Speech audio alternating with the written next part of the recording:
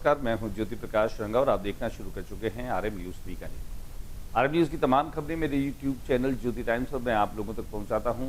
बीकानेर संभाग की ताज़ा तरीन खबरें ज्योति टाइम्स चैनल पर देखने के लिए मेरे यूट्यूब चैनल को आप ज़्यादा से ज़्यादा सब्सक्राइब करिए और इस पर अपनी प्रतिक्रियाएँ दीजिए और हो सके तो इसको शेयर भी कीजिए। और आज बीकानेर में दिन भर क्या रहा, खास डालते हैं एक नजर। बीकानेर में कांग्रेस ने फूंका असम के सीएम हेमंत बिश्व शर्मा का पुतला और किया विरोध प्रदर्शन। सेना क्षेत्र के पास संदिग्ध गुफा मिलने से सुरक्षा एजेंसियों में मचा हड़कंप।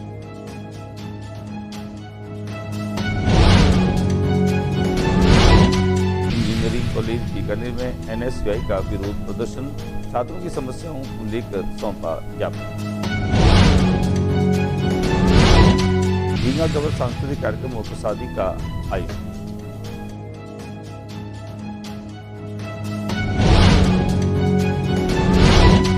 कांग्रेस कार्यकर्ताओं ने ओलावृष्टि नुकसान पर मुआवजे की मांग को लेकर किया प्रदर्शन।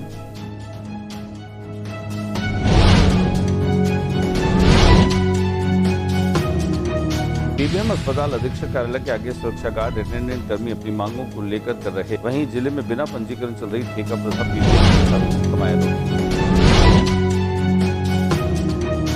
आजादी के प्रथम नायक मंगल पांडे की 169वीं पुण्यतिथि पर मंगल पांडे सर्कल पर पुष्पांजलि स्मरण सभा का कार्यक्रम।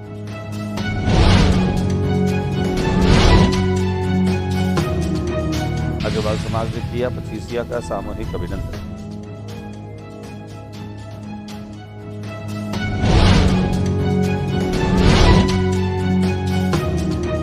प्रशासन के द्वारा की जा रही अतिक्रमण पर कार्रवाई, मौके पर पुलिस जाब्ता तैनात।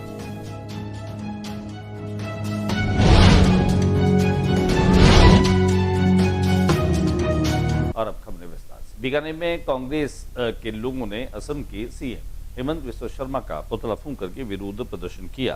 संगठन के महासचिव एनडी कादरी ने बताया कि कांग्रेस शहर अल्पसंख्यक जिला अध्यक्ष अकबर अली खादी के नेतृत्व में असम के मुख्यमंत्री हेमंत बिश्व शर्मा का पुतला दहन किया गया। अकबर अली खादी ने कहा कि कांग्रेस अध्यक्ष और राज्यसभा में नेता प्रतिपक्ष मल्लिकार्जुन खड़गे जी के विरुद्ध इस्तेमाल की गई अभद्र और घटिया भाषा पूरी तरह निंदनीय और शर्मनाक और अस्वीकार्य है।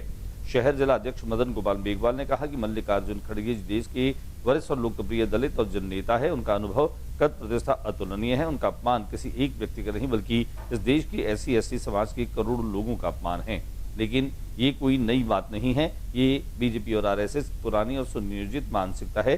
कांग्रेस पूर्व अध्यक्ष यशपाल गहलोत ने कहा कि बाबा साहेब अम्बेडकर का अपमान हो, दलित नेताओं को नीचा दिखाना हो या ऐसी एसटी समाज के प्रतिनिधियों पर व्यक्तिगत हमले हो, इसमें कहीं कोई कसर ये लोग नहीं छोड़ते।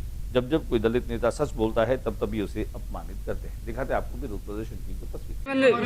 जी बताएं। अल्पसंख्यक प्रकोष्ठ के अध्यक्ष भाई अकबर खादी जी ने बताया कि अल्पसंख्यक विभाग की तरफ से आज ये पुतला दहन का रखा गया। असम के मुख्यमंत्री हेमंत बिश्व शर्मा ने जो आरोप लगाए हैं, क्योंकि उनके खिलाफ हमारे राष्ट्रीय प्रवक्ता पवन खेड़ा जी ने यह प्रेस कॉन्फ्रेंस करके बताया कि उसकी पत्नी के तीन राष्ट्रों में पासपोर्ट है, जबकि हम एक ही जगह के ले सकते हैं। हमारे यहाँ पर एक ही नागरिकता का प्रावधान है और उनके संपत्ति के कागजात दिखाए कि किस प्रकार से उन्होंने। सेना क्षेत्र के पास में एक सुरंग मिल जाने की वजह से सुरक्षा एजेंसियों में हड़कंप मच गया। मिलिट्री इंटेलिजेंस की सतर्कता के चलते टनल नुमा संरचना का समय रहते खुलासा हुआ। करीब 10 फीट लंबी यह गुफा सैन्य क्षेत्र की परिधि के बेहद नजदीक बनाई गई थी, जिसमें सुरक्षा को लेकर सवाल खड़े हो गए। जांच के दौरान मौके से हेडफोन, बिजली की तार और अन्य सामान मिला। वही गुफा के अंदर 23 मार्च के अखबार में लिपटी 4 रोटियां भी बरामद की गई। इससे हाल ही में इस्तेमाल होने की आशंका भी जताई गई है। सोशल मीडिया पर वीडियो वायरल होने के बाद मामले ने तूल पकड़ लिया और सुरक्षा एजेंसियों ने जांच शुरू की है। जैनैन व्यास कॉलोनी थाना अधिकारी विक्रम तिवाड़ी के अनुसार अजय मेहरा ने डूंगर कॉलेज परिसर में यह करीब 10 फीट लंबी सुरंगनुमा गड्ढा खोदा था। उसका अस्थायी ठिकाना नहीं होने के कारण वह धीरे धीरे इसे अस्थायी कमरे में बदल कर रहने की योजना बना रहा था। सूचना मिलने पर मिलिट्री इंटेलिजेंस और पुलिस ने मौके पर पहुंचकर जांच की। एहतियात के तौर पर पूरे इलाके में सुरक्षा और निगरानी बढ़ा दी गई है तथा सभी पहलुओं की जाँच जारी है। इंजीनियरिंग कॉलेज बीकानेर में एनएसयूआई के छात्रों ने विरोध प्रदर्शन किया। छात्रों की समस्याओं को लेकर ज्ञापन भी दिया। एनएसयूआई शहर जिलाध्यक्ष राम गोदारा के नेतृत्व में 10 सूत्री मांग पत्र को लेकर के प्रदर्शन किया गया। दिखाते हैं आपको प्रदर्शन की कुछ झलकी।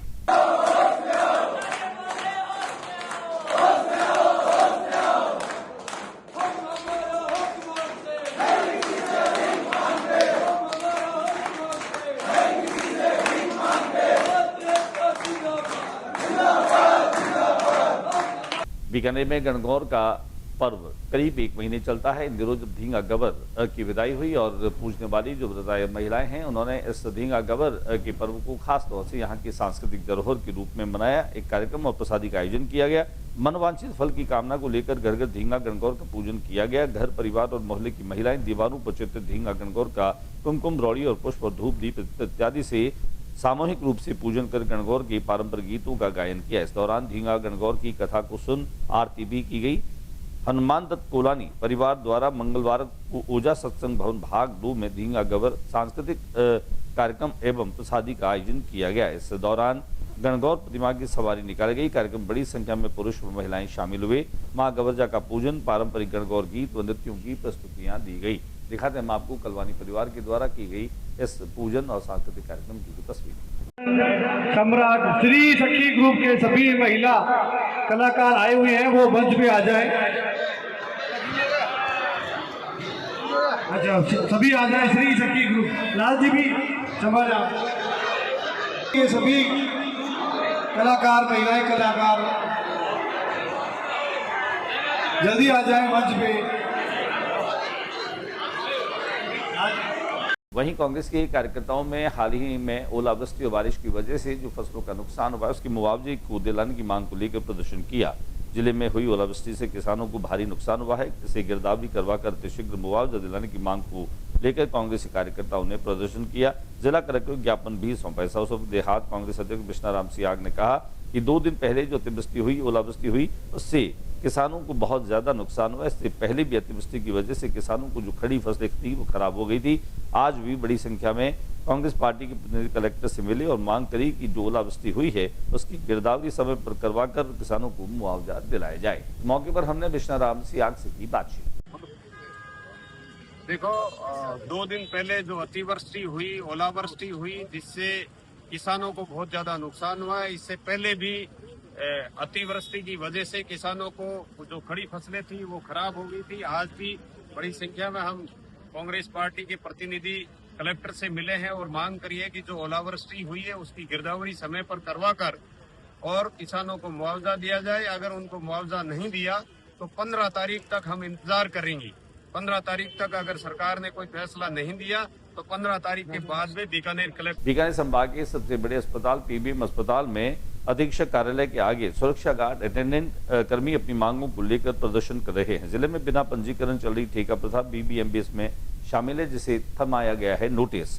अधीक्षक ने समझाया कि पीबीएम अस्पताल अधीक्षक डॉक्टर बीसी घिया ने सुरक्षा गार्ड और अटेंडेंट कर्मियों से अपील की कि अपने साथ न्याय होगा, आप अपने कार्य को संभालो और पीबीएम अस्पताल की व्यवस्था को सुचारू रूप से चलाएं। राजस्थान सरकार के द्वारा न्यूनतम मजदूरी जो भी हो उसे फॉर्म से भुगतान किया जाएगा।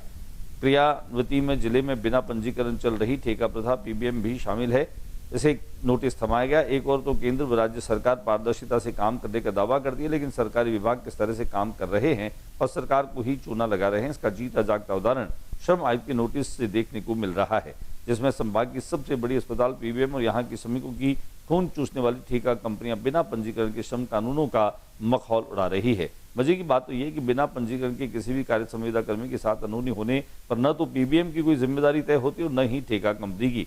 हालात केवल पीबीएम के नहीं है बल्कि लगभग सरकारी कार्यालय, विश्वविद्यालय के जहां पर संविदा पर कार्मिक कार्यरत है।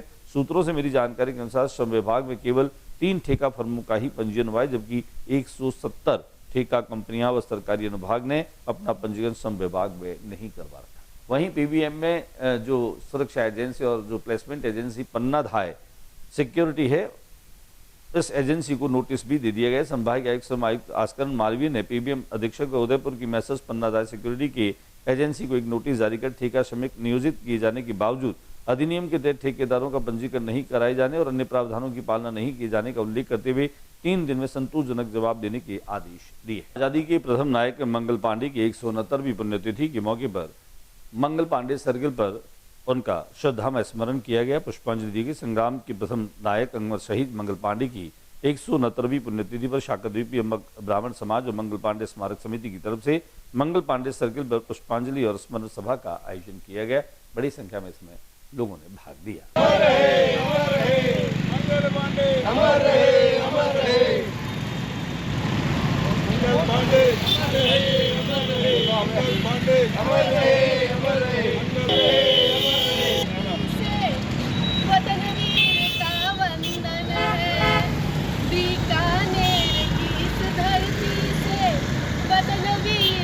पिछले 17 वर्षों से जिला उद्योग संघ के अध्यक्ष डीपी पच्चीसिया के इस बार चुनाव में जीत के बाद में अलग अलग संस्थाओं के माध्यम से उनका सम्मान और अभिनंदन किया जा रहा है। अग्रवाल समाज ने भी नवनिर्वाचित अध्यक्ष डीपी पच्चीसिया का जोरदार स्वागत किया। खासतौर से उन्होंने इस बात को लेकर के भी जो है वो जिक्र किया कि समाज के प्रबुद्ध जनों के द्वारा पच्चीसिया को मिठाई, भुजिया व पापड़ निर्माताओं को एकजुट होकर उद्योग और व्यापार में आ रही समस्याओं से मुकाबला करने में सक्षम बनाने का आह्वान भी किया। अध्यक्ष द्वारका पच्चीसिया ने बताया कि बीकानेर जिला उद्योग संघ सदैव औद्योगिक व्यापारिक हितों की रक्षा के लिए प्रतिबद्ध है। किसी भी कारोबारी की समस्या है तो उसको बीकानेर जिला उद्योग संघ हर संभव कोशिश कर निस्तारित कराने का प्रयास करेगा। साथ ही बीकानेर जिला उद्योग संघ शहरी क्षेत्रों में स्थापित लघु व सूक्ष्म उद्योगों का क्लस्टर बनाकर एक ही छत के नीचे इकाइयां स्थापित करवाने के लिए भी प्रयासरत है। उन्होंने कहा कि हमारे द्वारा शासन प्रशासन से तिलम संघ जो बीच वाला उद्योग क्षेत्र 1,32,000 मीटर का भूखंड है जो कि वर्ष 2002 में से बंद पड़ा है, उसको तकरीबन 75 से 90 लघु उद्योग की इकाइयां आसानी से स्थापित की जा सकती है। इससे शहरी क्षेत्रों में स्थापित लघु उद्योगों को भी इकाई स्थापना के लिए उचित स्थान मिल सकेगा। आइए दिखाते हैं हम आपको कि किस तरह से अग्रवाल समाज के द्वारा डीपी पच्चीसिया का स्वागत और अभिनंदन किया गया। डूंगरगढ़ स्टेट हाईवे पर संख्या 6 पर झवर बस स्टैंड से सरदार शहर रोड पर अतिक्रमण हटाए जाने की कार्रवाई की जा रही है। पुलिस जाब्ते के साथ में प्रशासनिक अमला मौके पर पहुंच गया, जहां सड़क सीमा से 75 फीट के नीचे जो अतिक्रमण है उन अतिक्रमणों को 1 अप्रैल से 7 दिन में हटाने के नोटिस दिए गए थे। बुधवार सुबह उपखंड अधिकारी शुभम शर्मा पुलिस जाब्ते के साथ मौके पर पहुंच गए। मौके पर सीयू निकित पारिक, तहसीलदार शिववर्धन शर्मा भी मौजूद रहे। प्रशासनिक अमले द्वारा अभी दुकानदारों से स्वयं ही अपने अतिक्रमण हटा लेने की समझाइश की जा रही है।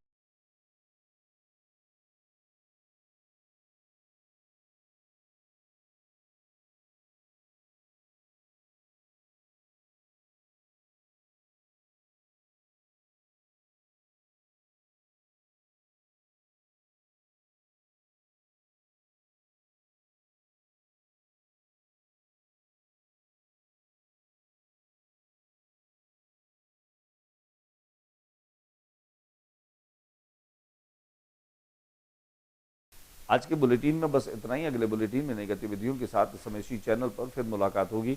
न्यूज रूम से ज्योति रंगा को इजाजत दीजिए, लेकिन जाते जाते मेरा निवेदन मेरे यूट्यूब चैनल ज्योति टाइम्स को आप ज़्यादा से ज़्यादा सब्सक्राइब कीजिए। नमस्कार।